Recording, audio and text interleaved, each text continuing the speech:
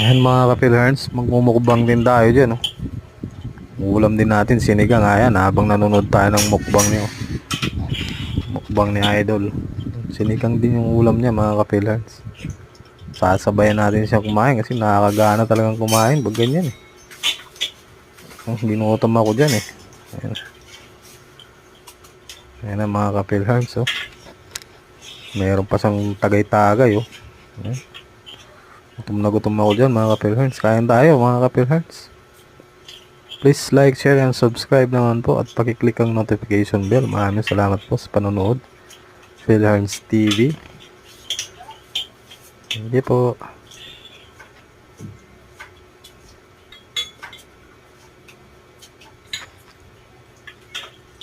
Ayan o, gutom na gutom talaga ako dyan o.